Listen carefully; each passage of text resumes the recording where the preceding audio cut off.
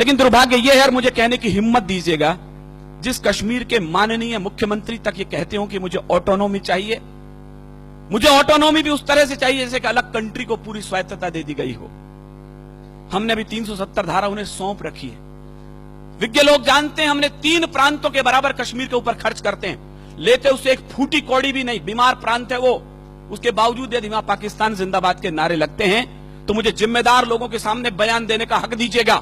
और शायद मैं पहली बार बोल रहा हूं जिम्मेदार लोगों, तो मेरी हिम्मत को दाद दीजिए, मैं कहां खड़ा हूं और किसके सामने क्या बयान देने जा रहा हूं। कश्मीर वो बेवफा औरत हो चला है जो खाता हमसे है, पीता हमसे है, पहनता हमसे है और नैन मटक के पड़ोसी से करना चाहता है। 52,000 बेटे खोने के बाद ये मुल्क कश्मीर को अपना मानने को तैयार नहीं है कुछ लोग वहां पर। मैं कहना यह चाहता हूं, अपनी इस केसर घाटी को इतना लहू दे चुके हैं हम, अब तो जो भी फूल खिलेंगे वो सब फूल हमारे होंगे। अब तो जो भी फूल खिलेंगे वो सब फूल हमारे होंगे।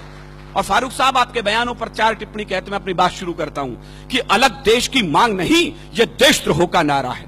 और कहीं कविता हो, भुवन जी जैसे बड़े भाई मेरे यहां बैठे, मैं आप तक पहुंचाता हूं। अलग देश की मांग नहीं, यह देशद्रोह का नारा है। ठंडी झीलों से निकला जो जलता सा अंगारा है, उन बेटों से गद्दारी है जो पर्वत पर सोए हैं। या पुलिस के जवान और सेना के जवान हैं, मैं आज की शाम उन्हें अपनी कविता सौंप रहा हूं। उन बेटों से गद्दारी है जो पर्वत पर सोए हैं, ना इंसाफी है उस मां से जिसने बेटे खोए हैं। और तुमको भी फारूक जी इसका, मुझे एक एक श्रोता के हाथ खड़े करके तालियां चाहिए इस बार मैं ठीक बोल रहा हूं तो, तुमको भी फारूक जी इसका सचमुच ध्यान रहा होता अगर तुम्हारा बेटा सीमा पर कुर्बान हुआ होता। अगर तुम्हारा बेटा सीमा पर कुर्बान हुआ होता, अगर तुम्हारा बेटा सीमा पर कुर्बान हुआ होता। तुम कहते हो काश्मीर के तुम ना जो सीएम होते, कहते हैं तो मैं हिंदुस्तान में हूं या के विवादास्पद सूबे का सीएम हूं, मैं होता तो वहां का प्राइम मिनिस्टर होता। फारूक साहब, हिंदुस्तान में राजस्थान वो मिट्टी है जैसे इतिहासों को आईने दिखाए, एक आईना मैं दिखाता हूं। तुम कहते हो काश्मीर के तुम ना जो सीएम होते, जाते पाकिस्तान वहां पर तुम उनके पीएम होते। फारूक जी अगर पाकिस्तान का, मुझे आपकी कमजोर तालियों के बीच कविता पढ़नी पड़ रही है, मेरा दुर्भाग्य भी हो सकता है। फारूक जी अगर पाकिस्तान का कुछ इतिहास पढ़े होते, फांसी के तख्ते पर तुम भी भुट्टो संग चढ़े होते। फांसी के तख्ते पर तुम भी भुट्टो संग चढ़े होते। फांसी के तख्ते पर तुम भी भुट्टो संग चढ़े होते।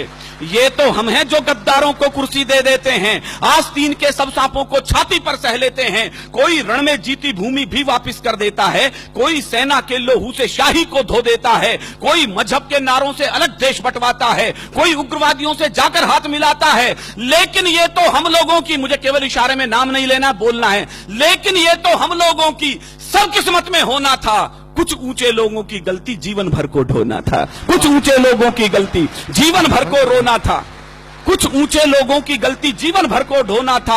अच्छा होता, पता नहीं कितने लोग समझेंगे, अच्छा होता अगर पटेल कुछ लोगों को झटका देते, कुछ को आजादी मिलते ही फांसी पर लटका देते, कुछ को आजादी मिलते ही फांसी पर लटका देते।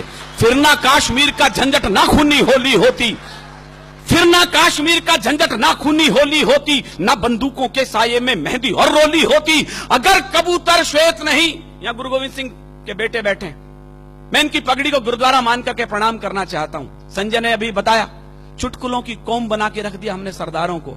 माफ करें साहब, ये बलिदानों की सबसे बड़ी कौम थी। हमारे बड़े कवि बताते हैं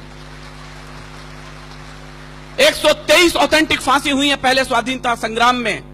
आपकी तालियां इस बात को फख्र से बड़ा कर सकती है उनके बलिदान को कि 83 बेटे सिख मां की कोख ने दिए थे उसके लिए। क्या बात। हरिओम जी लिखते हैं, हम कर्जा खाए बैठे हैं गुरु गोविंद की कुर्बानी का, हम क्या एहसान चुकाएंगे उनकी आंखों के पानी का। हम उनकी गणना करते हैं आजादी के आधारों में, जिनके आगे जिनके 2-2 बेटे चिन गए दीवारों में, जिनके आगे जिनके 2-2 बेटे चिन गए दीवारों में।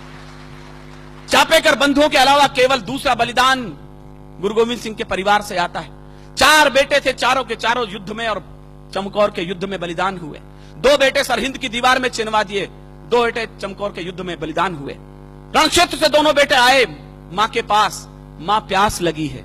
मां ने कहा शर्म नहीं आती रणक्षेत्र में खड़े हो, शत्रु के लहू से प्यास क्यों नहीं बुझा लेते।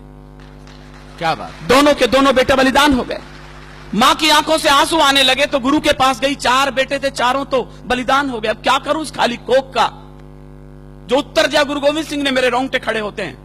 देश धर्म के वास्ते वार दिए सुचार, मत बजाना विनीत चौहान की कविता पर तालियां। यदि उठ सके तो उन बलिदानियों के नाम उठे जिनकी बदौलत आज हम यहां खड़े हैं। देश धर्म के वास्ते वार दिए सुत चार, अरे चार मरे तो क्या हुआ, ये जीवित कई हजार। वाह वाह, चार मरे तो क्या हुआ, ये जीवित भाई, कई क्या बात है हजार। विनीत भाई, चार वाह, मरे वाह। तो क्या हुआ, ये जीवित कई हजार। वाह। अगर कबूतर श्वेत नहीं, मेरे इशारे की भाषा, मेरी मजबूरी देखिए मुझे किन लोगों के सामने क्या बोलना है और अपनी बात भी कहनी है। एक आग का दरिया है और तैर के जाना है। मुझे दोनों पक्ष प्रतिपक्ष के लोग बैठे हैं और अपनी बात कहनी है। अगर कबूतर श्वेत नहीं, मैं आपकी बौद्धिकता पर छोड़ता हूं, इशारे पर अपनी बात कहता हूं। अगर कबूतर श्वेत नहीं, हम गुरु के बाद छोड़ देते तो लाहौर कराची को हम दिल्ली तलक जोड़ देते। वाह, वाह, तो लाहौर कराची को हम दिल्ली तलक जोड़ देते। अब भी अटल इरादे लेकर भारत के लोगों जागो, शांति मंत्र की पूजा छोड़ो, दुश्मन पर गोले दागो। शांति मंत्र की पूजा छोड़ो, दुश्मन पर गोले दागो।